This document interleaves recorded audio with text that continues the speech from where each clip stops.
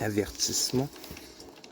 En publiant la logique de Hegel, je viens aujourd'hui remplir l'engagement que j'ai pris il y a 4 ans vis-à-vis des amis de la philosophie en général et de la philosophie hegelienne en particulier. La logique, on le sait, ne forme qu'une partie du système de Hegel, mais elle en forme la partie la plus importante en ce sens qu'elle fournit la clé de tout le système. La philosophie de la nature et la philosophie de l'esprit supposent la logique, et il est indispensable, avant de les aborder, que la pensée se familiarise avec l'idée et la démonstration logique, et qu'elle en saisisse le sens et la portée. Il était donc naturel de commencer par la logique, mais les 2 autres parties du système suivront, je l'espère, de près la logique.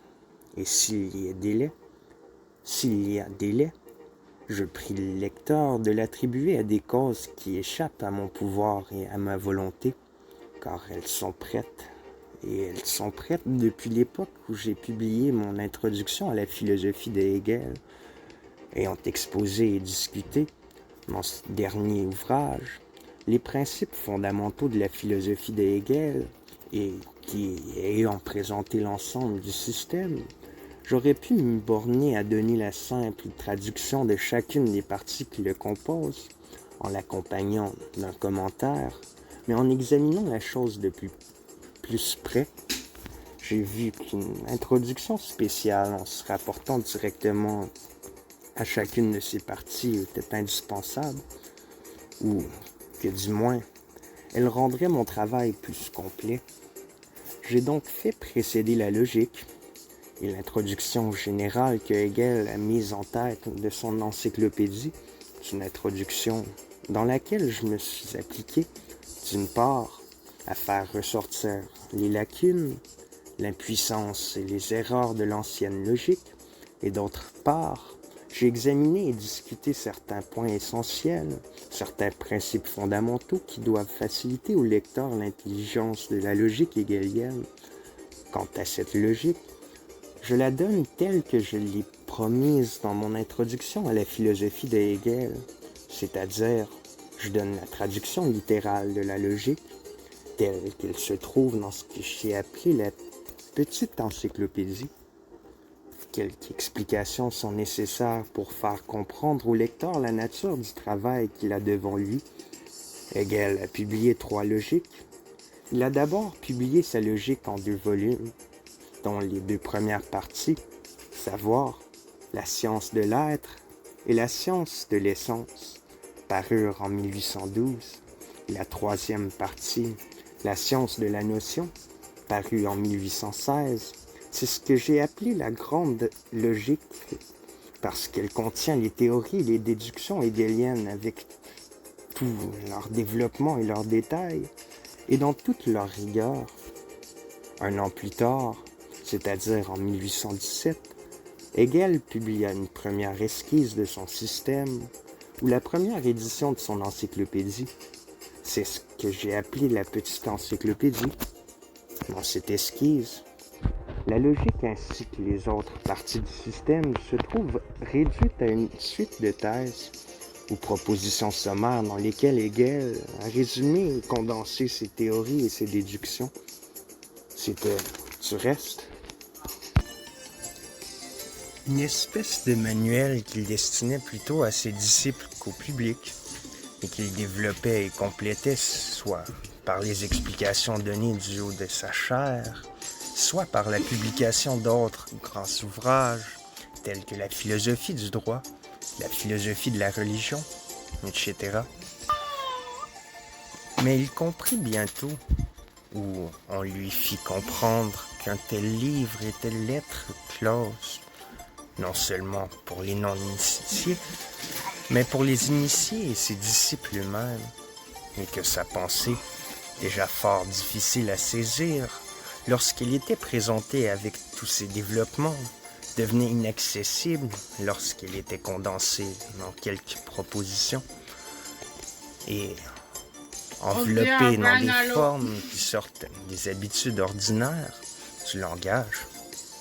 C'est alors qu'il publia une seconde édition de son encyclopédie, dans laquelle il ajouta une sorte de commentaire sous forme de corollaire, Zusatz, qui suivent la proposition principale et qui l'expliquent en la développant, mais qui ne reproduisent pas la démonstration directe et rigoureuse et ne contiennent que des considérations exotériques ou des applications et des exemples. C'est cette encyclopédie que j'ai appelée la Grande Encyclopédie, placée dans le choix que j'avais à faire en présence de ces trois logiques.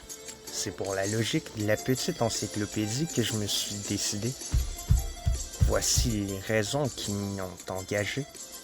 Et d'abord, une traduction littérale de la logique de la Grande Encyclopédie était insuffisante, et cela par la raison que je viens d'indiquer. Par la raison, veux-je dire, que le commentaire qui l'accompagne ne contient que des considérations extérieures et qui ne font pas suffisamment entrer dans la vraie signification et dans l'enchaînement de la déduction hegelienne. D'un autre côté, je ne pouvais pas non plus songer à donner une traduction de la grande logique, car d'abord la grande logique ne rentrait pas dans le cadre de ma publication, puisque c'est l'encyclopédie que je me suis proposé de publier. Ensuite, une traduction de la grande logique offre de nombreuses difficultés, et des difficultés qui, si elles ne sont pas insurmontables, sont cependant telles que pour moi j'ai cru devoir, en quelque sorte, les tourner plutôt que de les aborder de front. J'estime que la grande logique, qui forme 2 volumes compacts dans l'édition de Berlin, ne peut être rendue littéralement intelligible que par des notes perpétuelles, qui la porteraient déjà à 3 volumes au moins. Mais ce commentaire ne contiendrait que la notation purement littérale de l'ouvrage, car il y a des parties pour lesquelles il serait insuffisant. Par exemple, il y a des recherches critiques sur le calcul infinitésimal, sur les théories chimiques de Berthollet et de Berzelius, sur le mouvement des corps célestes, etc.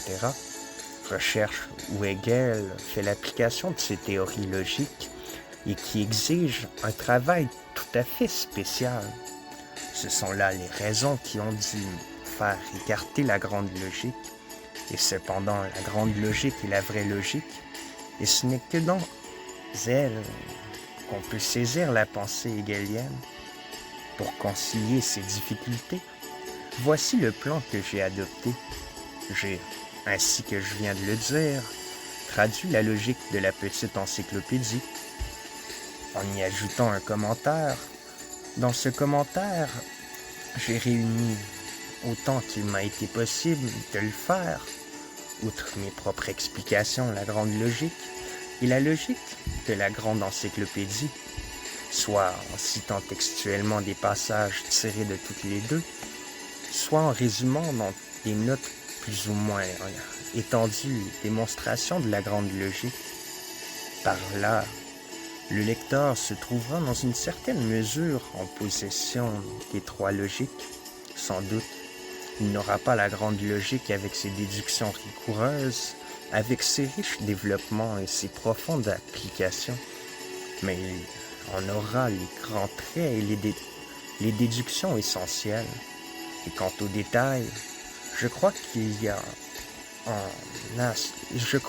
en a suffisamment pour celui qui voudra donner quelque attention à ce travail et qui possède l'éducation philosophique nécessaire pour aborder sérieusement et utilement de telles questions. Encore, un mot sur la traduction. Hegel, on le sait, a son vocabulaire, ses formes et son langage. C'est naturel. Toute pensée originale et profonde se crée son expression. Ce n'est pas qu'il ne sache employer au besoin le langage ordinaire, quand il le faut, et là où le sujet le comporte. ou lorsqu'il veut donner à sa pensée une forme moins strictement scientifique et plus populaire, il sait être simple et naturel pour me servir des expressions consacrées et s'élever jusqu'à l'éloquence. Mais la logique hegelienne surtout, n'admet pas de ces tempéraments. Je veux dire qu'elle n'admet que le langage abstrait et sévère de la science. Le devoir d'un traducteur, surtout lorsqu'il s'agit d'une œuvre scientifique, est de reproduire aussi fidèlement qu'il le peut la pensée de l'original et de subordonner les exigences locales et finies du langage aux exigences universelles et absolues de la pensée. C'est là la règle que j'ai suivie dans la traduction, ainsi que dans les notes et l'introduction, bien que moins strictement dans ces dernières. Aussi, tout en essayant de rester dans les formes ordinaires et convenues du langage, n'ai-je pas hésité à adopter l'expression hegelienne ou à en inventer une nouvelle lorsque je n'en ai pas trouvé dans la langue qui pût rendre la pensée du texte ou ma propre pensée.